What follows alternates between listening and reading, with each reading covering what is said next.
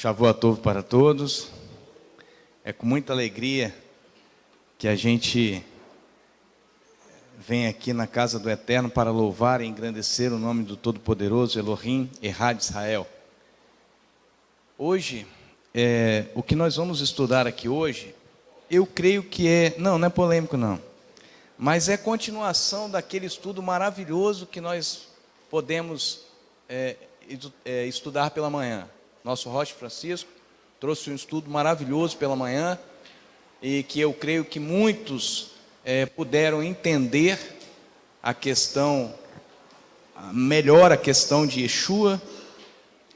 Mas o que nós vamos estudar aqui hoje tem a ver com isso daí, ungido de Deus. Talvez um dos temas mais polêmicos desde os primórdios da igreja tem sido a unção. E eu creio que tudo que vai ser falado aqui é continuação daquilo que Francisco falou pela manhã. Certo dia atrás, eu estava meditando em minha caminhada espiritual, religiosa, como vocês quiserem chamar, e eu pensei comigo, poxa, quanto tempo perdi, quanto tempo eu perdi, sem alcançar o entendimento dos oráculos de Deus. E ao mesmo tempo que eu estava pensando isso, me veio uma resposta desta indagação. E a resposta era o seguinte: a sua vida espiritual ou religiosa é simplesmente uma escada. Então tudo aquilo que nós vivemos no passado é um degrau que nós vivemos hoje, que nós alcançamos hoje. A nossa vida é um degrau. Cada dia nós subimos esse degrau. Se hoje eu e você estamos aqui, podendo ouvir questões polêmicas acerca da Torá, acerca da Bíblia Sagrada, é porque nós já atingimos uma maturidade para tal. É porque nós já alcançamos um degrau acima. Paulo não. O escritor de Hebreus, que no meu entender é Paulo, ele diz assim, lá em Hebreus 5, no versículo 13, diz assim: quem se alimenta de leite ainda é criança, e não tem experiência no ensino da justiça. Ora, Paulo usa um termo alimentar, um termo alimentício, para esclarecer acerca do ensino. E ele diz assim: se você ainda toma leite, você ainda não alcançou o ensino da justiça. Mas o alimento sólido é para os adultos, os quais pelo exercício constante tornaram-se aptos a discernir tanto o bem quanto o mal. Paulo diz isso. Saber sobre o ungido de Deus nos levará a entender melhor a missão do nosso Rabi Yeshua. Não é verdade? A palavra ungido,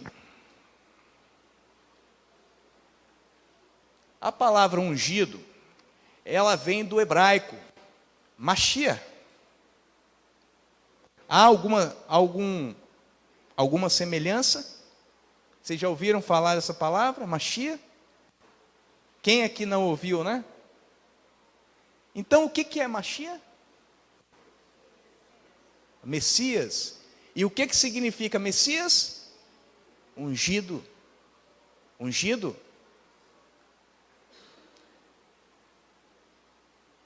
Ou a sua variação, passar unguento.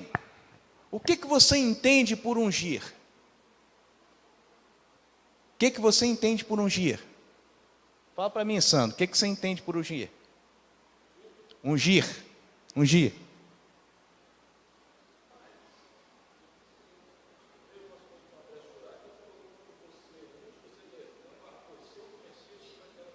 Amém. Sim. Mas o dicionário traz o termo ungir. Ele traz como derramar óleo sobre a pessoa. É o que nós fazemos aqui quando vêm os enfermos e nós passamos o óleo sobre a pessoa. Nós estamos ungindo.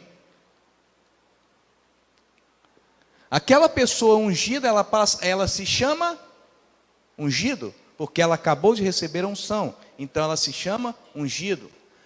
Agora, pasmem. O termo Mashiach, ele é 50 vezes encontrado no Primeiro Testamento. Como, Roberto? Mashiach encontrado no Primeiro Testamento 50 vezes? 50 vezes o termo Mashiach é encontrado no Primeiro Testamento. Eu chamo primeiro porque eu não sou adepto de divisão de testamentos. Eu não sou adepto de divisão de tempo. Para mim, eu vivo no ano 5.778. Porque quem dividiu a história não foi o Mashiach, não foi Yeshua que dividiu a história. Quem dividiu a história foi Roma. E Yeshua nasceu no ano 4º da era contemporânea. Se você for ver o nascimento de Yeshua, ele nasceu no ano 4º, já tinha sido dividido o tempo.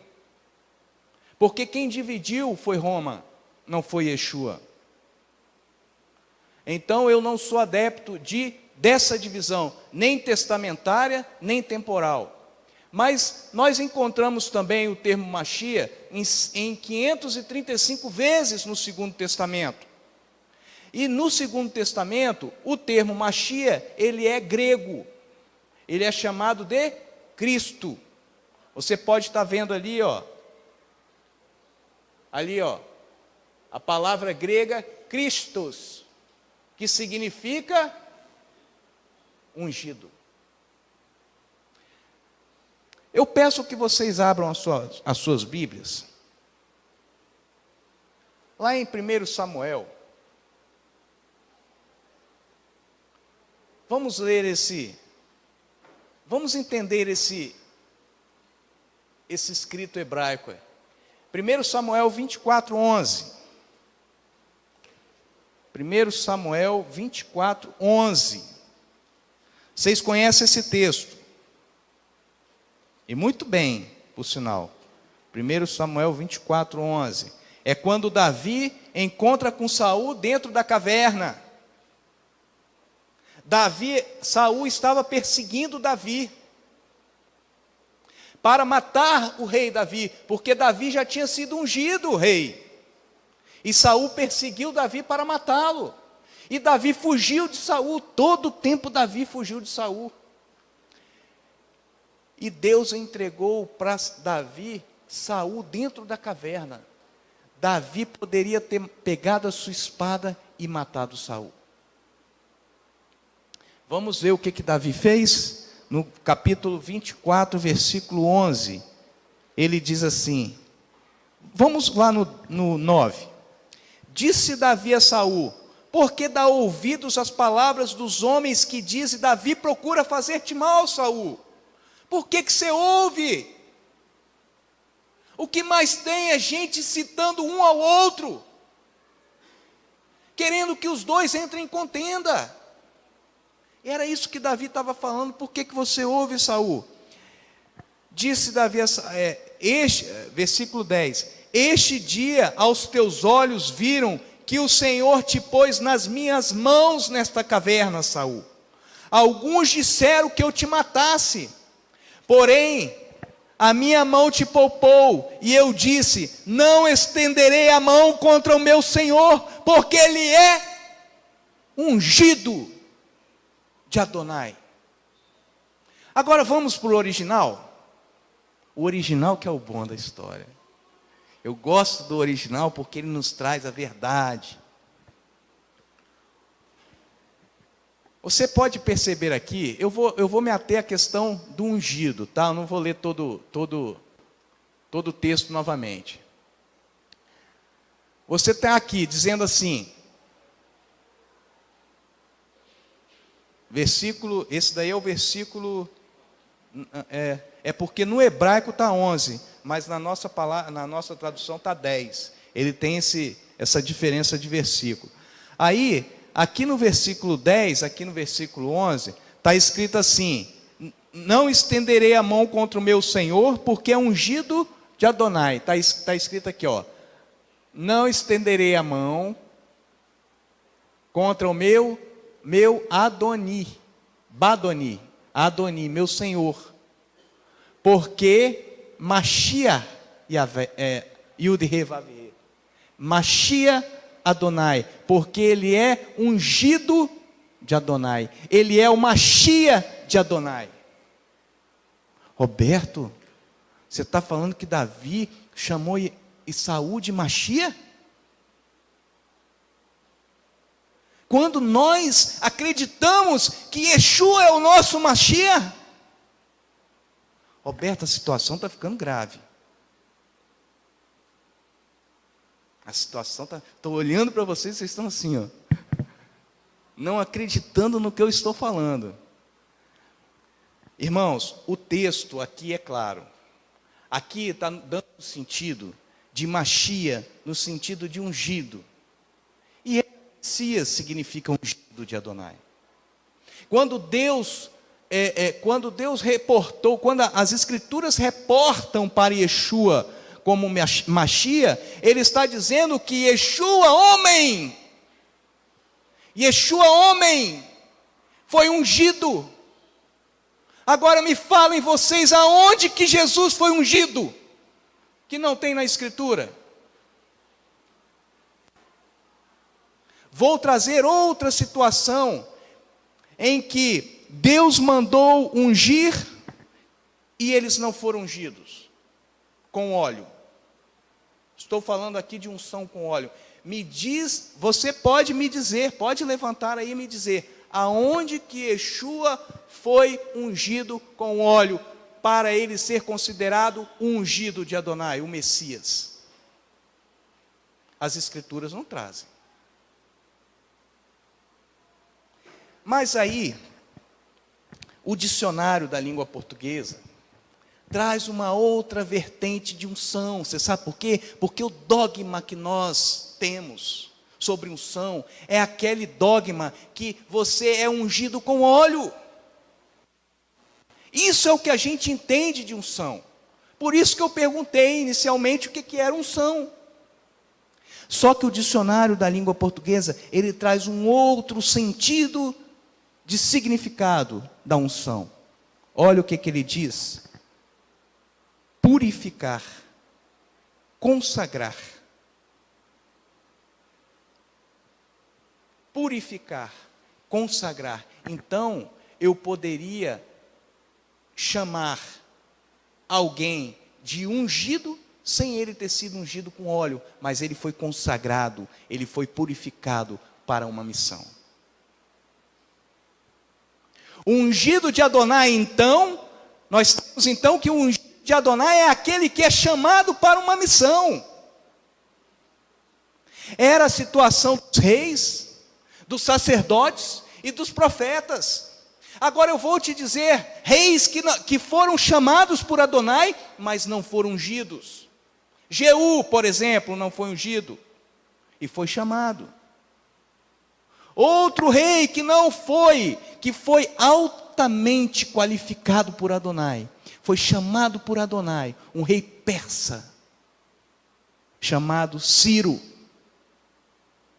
Daniel profetiza com Ciro. Jeremias profetiza a respeito de Ciro. Deus levantou Ciro, um rei persa. Para que, irmãos, que ele foi levantado? Vocês sabem? Então vamos saber. Vamos saber então. Eu já pulei um monte de coisa aqui. Eu não sei mexer com isso, eu saio pulando tudo. Eu estou apertando. Depois, aqui, Ciro. Volta aqui, Ciro. Aí, não voltou, tá vendo? Não vota nele para presidente, não. Não é esse Ciro aí não, tá, gente? Esse Ciro aí não foi ungido, não. Ciro, em Isaías 45:1, diz assim: assim diz o Senhor ao seu... Está lá escrito, lá em cima, lá, vocês estão vendo? Assim diz o Senhor ao seu Hamashia. Está escrito no hebraico, está escrito assim. Não fui eu que inventei, não. Está escrito assim: assim diz o Senhor, o Adonai, quer dizer, assim diz o Adonai ao seu ungido, a Ciro. Ele não está falando de Yeshua Hamashia, ele está falando de Ciro, a quem tomo pela mão direita para abater nações diante da sua face e descingir os lombos dos reis, para abrir diante dele as portas, e as portas não se fecharão. Daniel também profetiza sobre Ciro.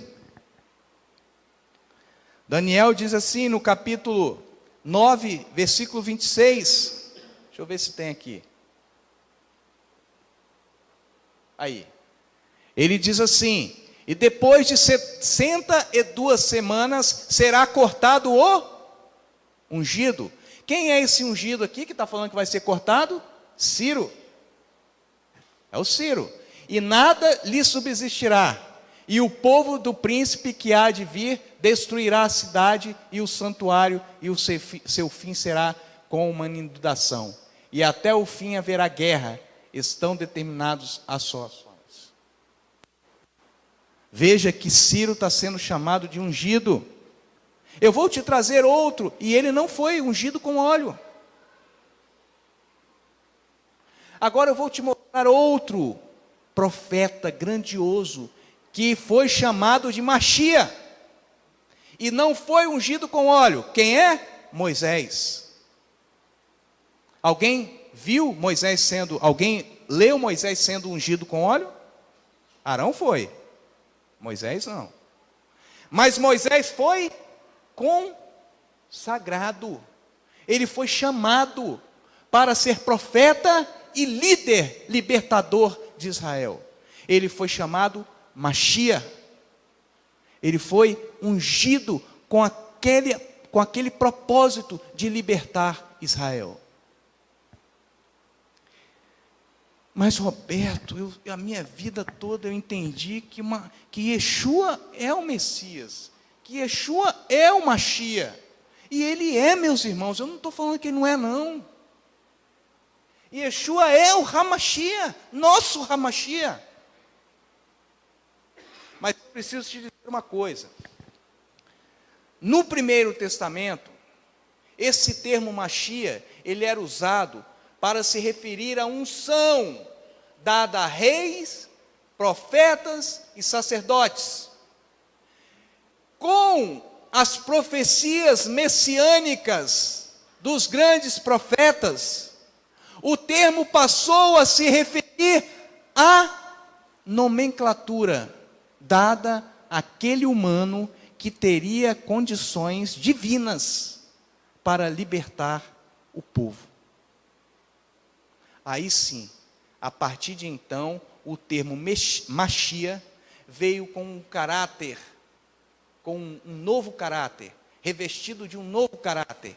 Não mais se tratando apenas de ungido com óleo, mas tratando-se de um ser envolvido com atributos divinos, que iria ser o Salvador. Vocês estão entendendo? Ou está difícil de entender? O que nós precisamos é saber diferenciar isso que nós nunca diferenciamos. E quando a gente vai ler o hebraico, a gente vê que a palavra Machia está aplicado desde do Primeiro Testamento. Agora, Eu quero que vocês me falem, quando que Yeshua foi ungido? Quando que Yeshua foi ungido? Ele foi ungido na imersão das águas. Quando João ali, quando Yeshua apareceu para João, João falou: eu não posso te batizar, você que tem que me batizar. Ele se recusou a imergir Yeshua nas águas. O homem, Yeshua, o ser humano, nascido de homem e de mulher, estava ali. E aí, João falou: eu não sou digno de te batizar, de te imergir nas águas. Aí Yeshua virou para João e fala: tem que ser assim, João. Tem que ser assim. E naquele momento, João foi batizar Yeshua, e o que aconteceu? Vocês lembram?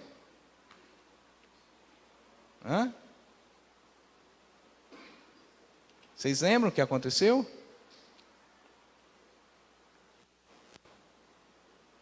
Ninguém lembra.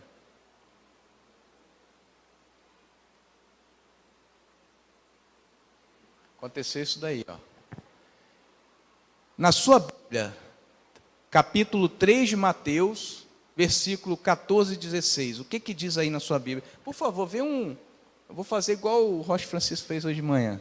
Vê um microfone aí para alguém ler na tradução de Ferreira de Almeida. Entrega o telefone, vê.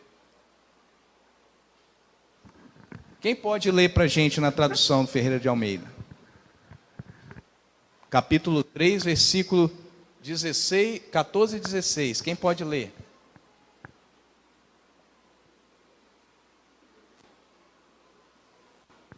Toma, Sandro, lê. 14, 16. 14 a 16. Mas João o impedia, dizendo: eu é que preciso ser batizado por ti, e tu vens a mim? Jesus, porém, lhe respondeu: consente agora, porque assim nos convém cumprir toda a justiça. Então ele consentiu. Batizado que foi Jesus, saiu logo da água, e eis que se lhe abriram os céus, e viu o Espírito Santo de Deus descendo como uma pomba e vindo sobre ele. E eis que uma voz do céu dizia: este é meu filho amado, em quem me comprazo. Amém. Essa é a nossa tradução. Tá? Essa é a nossa tradução. Tradução do Seder Matityahu.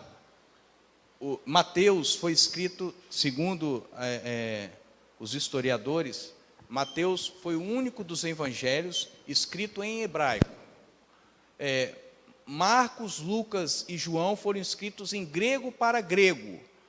O único evangelho foi Mateus, escrito em hebraico para os judeus. Para os judeus.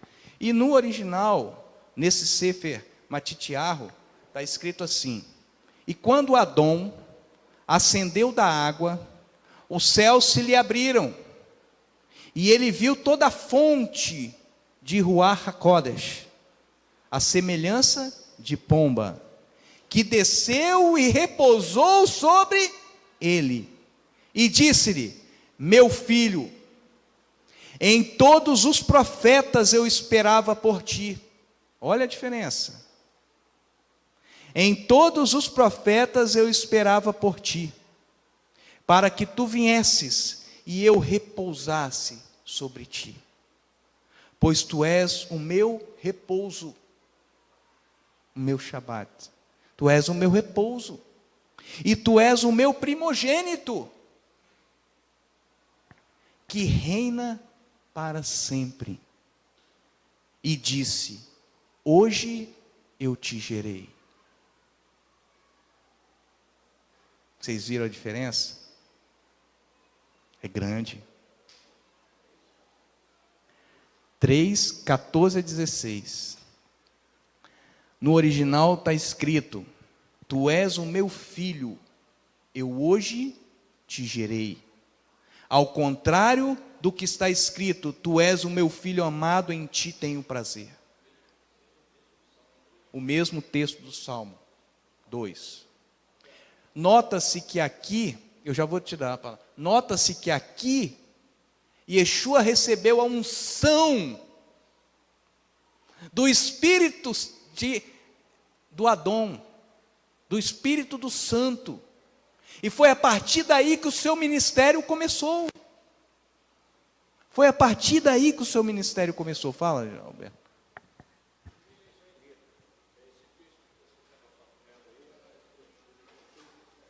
É porque, eu vou te explicar o porquê. Há uma diferença de versículos, da contagem dos versículos, do original para a nossa Bíblia. Mas é só contagem, entendeu? Porque às vezes, eu tenho que dizer isso, né? Muitas vezes, nós temos supressão da palavra. É o que nós podemos ver aqui.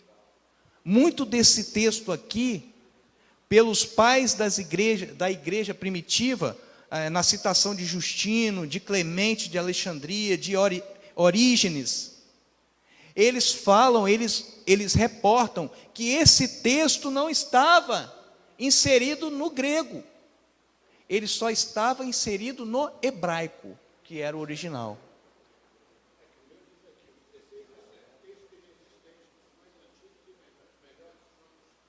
Isso aí. Texto inexistente. Entendeu? Então, quando nós passamos o Seder de Mateus, o livro de Mateus, que foi escrito em hebraico, para o grego, houve uma supressão. Ao invés deles colocarem, este é meu filho, eu hoje te gerei, eles colocaram, este é meu filho amado em quem me comprazo. Vocês sabem por quê, irmãos? Por que houve isso? Para adequar a palavra ao nosso modo de entender. É simplesmente por isso que as palavras são transformadas.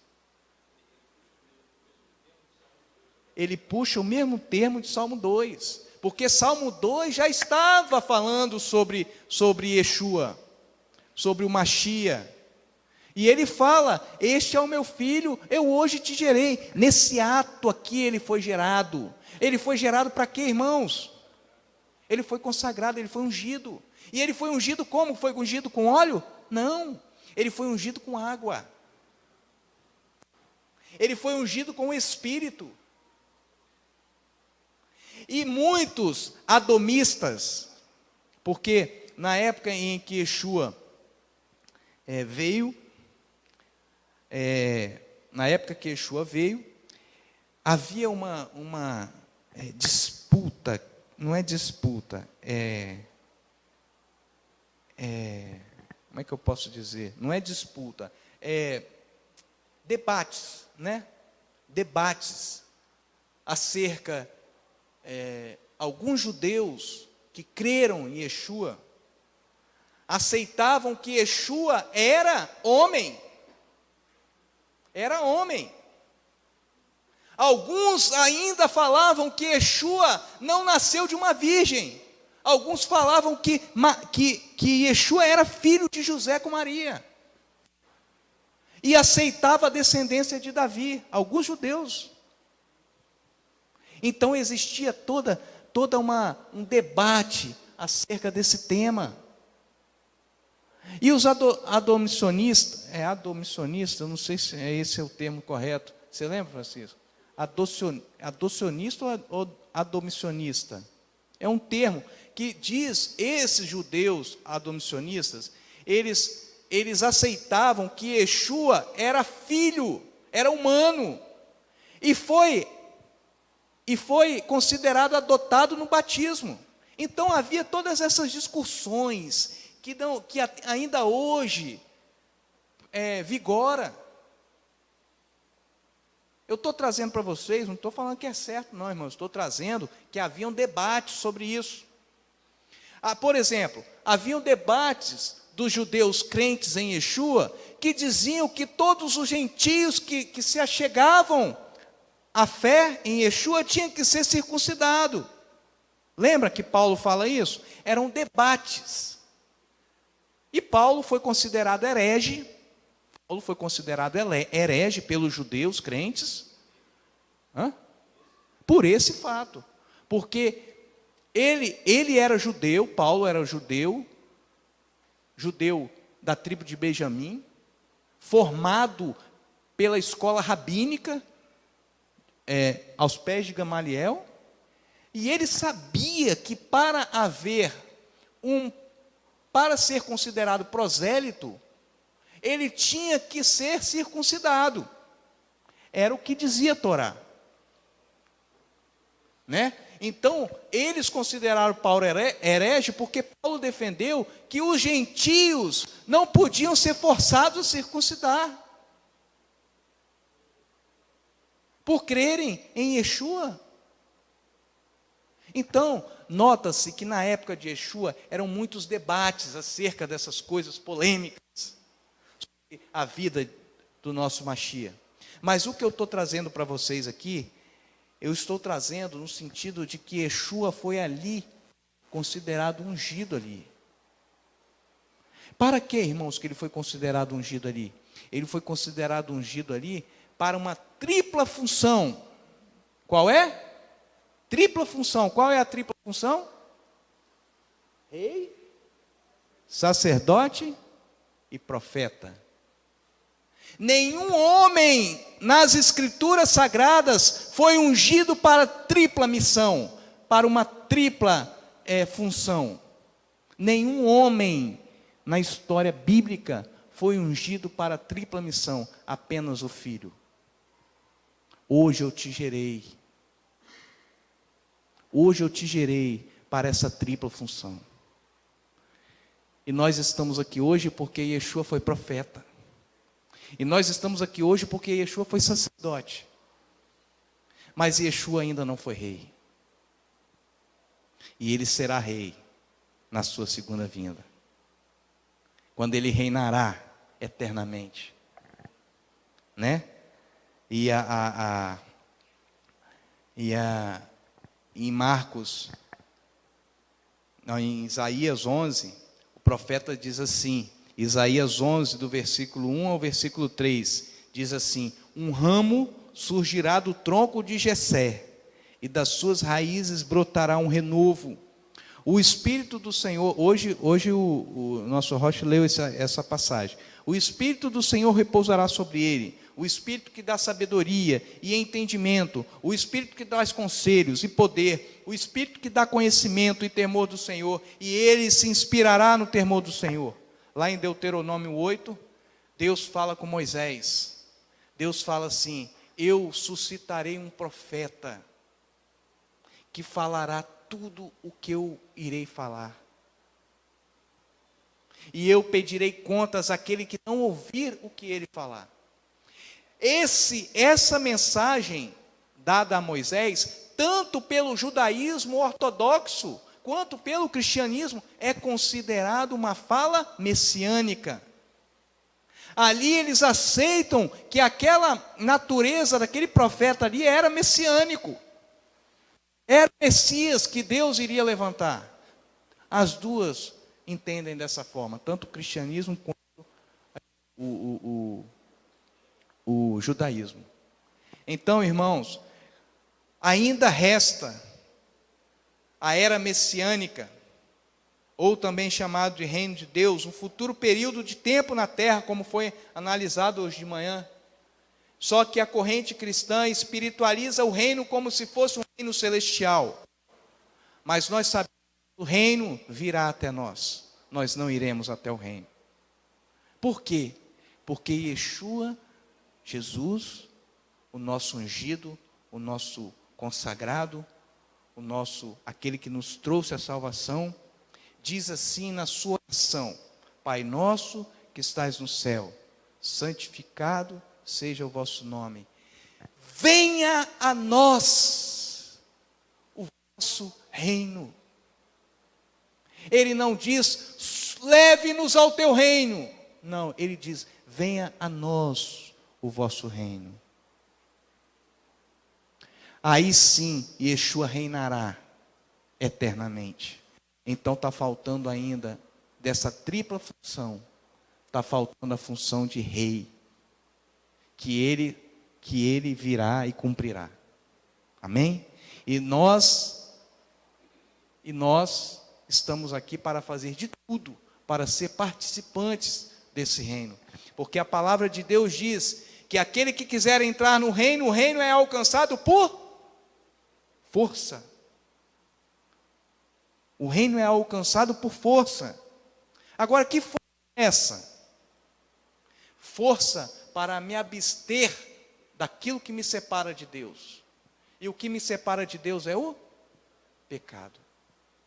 Hoje foi muito boa o seu ensino, Francisco, quando você colocou ali que o que nos afasta de Deus, que o que leva-nos à morte, é o pecado.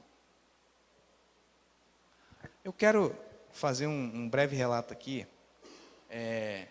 Uma colega da Amanda, minha filha, perguntou para ela, no Zap, né? Perguntou para ela que ela não acredita em Deus. Porque se Deus que quer matar o homem, ela não acredita. Ela não pode acreditar que Deus é um Deus tão mau que quer matar o homem. E a Amanda virou para mim: pai, o que eu falo? O que eu digo para ela? Eu falei: minha filha, primeiro eu vou falar para você. Primeiro eu quero te orientar. Nós fomos muito doutrinados a ver Deus como um Deus vingativo. Não é verdade? Se você tem algum problema, seu Alberto, é porque Deus, você cometeu algum erro, algum pecado e lá atrás, né? E Deus vem e acaba com o ser humano. Eu vou falar para você, minha filha, nós temos dois tipos de situações em que Deus mata o homem. O pecado é o salário a morte é o salário do? Então quem mata o homem não é Deus. Sodoma e Gomorra foi destruído por causa do? O que eles queriam fazer? Eles queriam ter relações sexuais homossexuais com anjos. É algo altamente abominável diante do Criador. E Ló estava ali protegendo aqueles anjos que estavam na sua casa, e os homens moradores da cidade de Sodoma e Gomorra falaram: traga-os para fora para que nós tenhamos relações sexuais com eles. Rapidamente Deus destruiu Sodoma e Gomorra. Quem destruiu Sodoma e Gomorra, irmãos? O pecado. Muito bem. Aí essa colega da minha filha diz assim: pai, ela até citou um caso de um vulcão que explodiu e matou gente boa, matou gente ruim, matou todo mundo. O vulcão explodiu e matou todo mundo. Eu falei: minha filha, aí é outra situação. Quem matou aí, foi Deus ou foi o vulcão? Foi Deus ou foi o vulcão? Foi? Quem foi que matou? Deus ou o vulcão? O vulcão. Quem mandou você construir uma casa debaixo do vulcão? Foi Deus? Tudo nós temos a característica de ou botar a culpa em Deus ou botar no diabo. Agora, o que nos leva à morte é o nosso pecado. É a nossa forma de rejeitar os princípios estatuídos na tua palavra.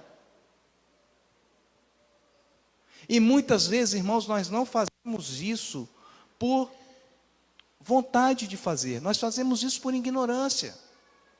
Muitas vezes nós fazemos isso por ignorância. Agora, hoje eu tenho um discernimento que outrora eu não tinha. Nós podemos hoje ver que Deus não é um Deus vingativo, pelo contrário, a palavra dele diz que ele se retém para ser misericordioso conosco. Ele tarda, a palavra diz isso, ele tarda para ser misericordioso conosco. Davi tinha que morrer, irmãos. Davi tinha que morrer por causa do seu pecado. O rei Davi. Por quê? Porque ele adulterou com a mulher de outro homem. ele tinha que morrer segundo a Torá, e era a pena de morte. Deus matou Davi. Davi morreu, mas não foi por isso. Porque aí eu comentei com ela o seguinte: nós temos também um homem, ele tem um tempo de vida. Vida física, ele tem um tempo de vida. Nós não vamos viver eternamente neste corpo físico. Então nós temos um tempo, seja 70, 80, 90, 100, uns vivem menos, outros vivem mais, mas nós temos um tempo de vida. Isso não quer dizer que Deus está matando a gente. Isso quer dizer que todo homem ele é limitado temporalmente, dentro de um tempo. Então, irmãos, o que eu trago aqui para vocês, não é para vocês ficarem assustados, mas a função de rei está prometida para Yeshua, o ungido, Yeshua Hamashia, o ungido de Adonai. Foi o único considerado para as 3 funções. E aí, lá em Marcos, no capítulo 1, versículo 15, diz assim: Yeshua disse: o tempo está cumprido e o reino de Deus está próximo. Arrependei-vos. E a nossa Bíblia diz assim: arrependei-vos e crede no Evangelho. Que Evangelho que não existia na época de Yeshua? Qual era o Evangelho que existia na época de Yeshua? A Torá. Né? Que Evangelho? Para você ver que foi alterado. Eles colocaram o Evangelho, mas a palavra certa é boas novas. Algumas traduções constataram isso, mas a palavra certa é: arrependei-vos e crede nas boas novas que eu anuncio.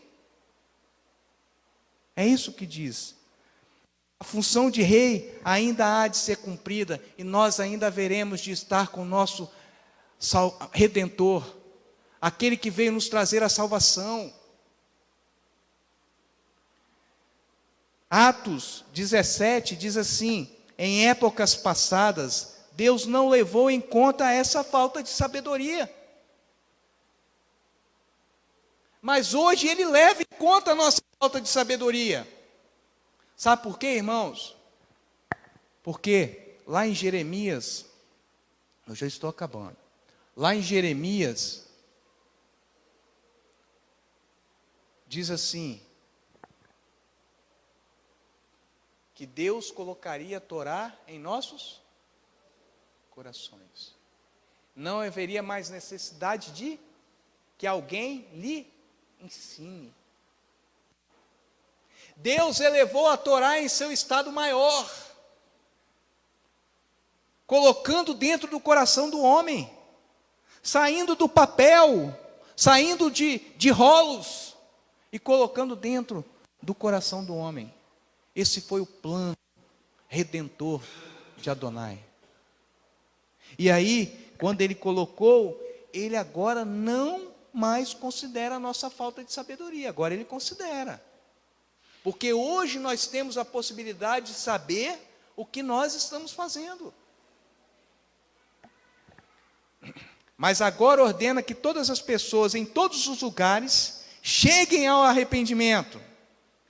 Porque determinou um dia em que julgará o mundo com rigor de sua justiça, por meio do homem. Olha só, irmãos, Deus disse que julgará o mundo por meio de um homem.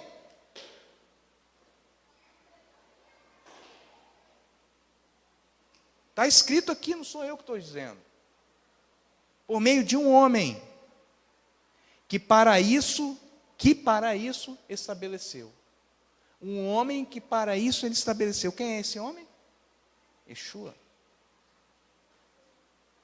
E quanto a isso, Ele deu provas a todos ao ressuscitá-lo dentre os mortos. Se Yeshua fosse Deus, prestem atenção, se Yeshua fosse Deus, Ele não poderia ser o Mashiach. Como que você vai ungir Deus?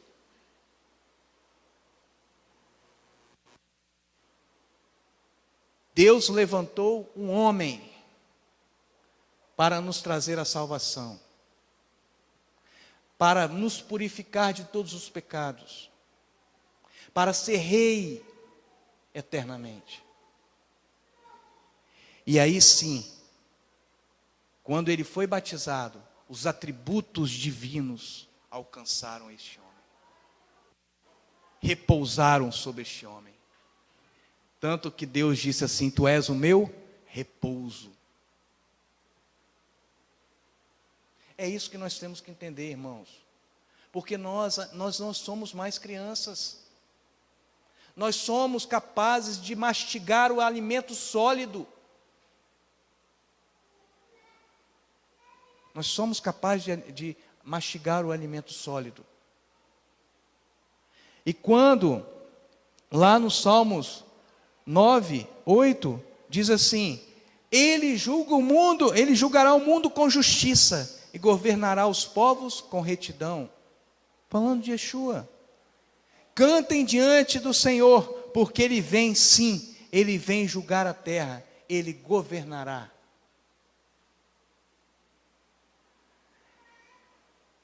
Lá em Atos novamente, Atos capítulo 10, 42, diz assim: e foi ele mesmo que nos mandou pregar a todas as pessoas e testemunhar que foi a ele, Yeshua, que Deus constituiu juiz dos vivos e dos mortos.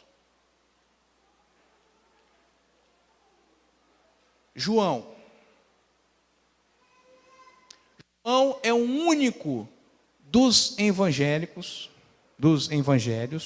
é o único dos evangelhos, escrito com uma escrita diferente. Vocês já perceberam?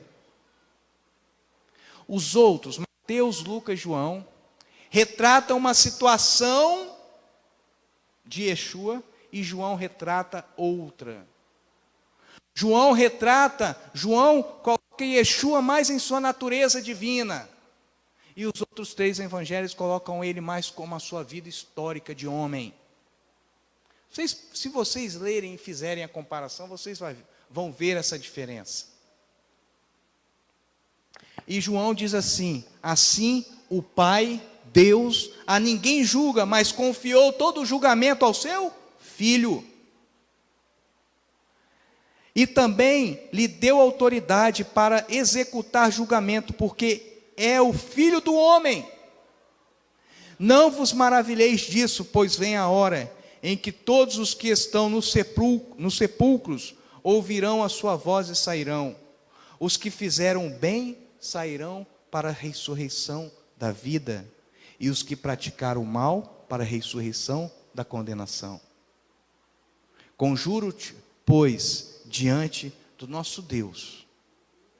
Esta é a palavra para nós, irmãos. Conjuro-te, pois, diante do Deus, do Elohim Echad Israel, e do Adon, Yeshua HaMashiach, que há de julgar os vivos e os mortos na sua vinda e no seu reino. Que eu e você possamos estar aptos para alcançar esse reino. Amém? Que o Eterno nos abençoe, que o Eterno nos encha com a tua benevolência e com a tua graça, e que possamos a cada dia nos alimentar do alimento sólido, né? Para que os dogmas da igreja possam cair por terra e prevalecer os dogmas da palavra do Eterno. Amém?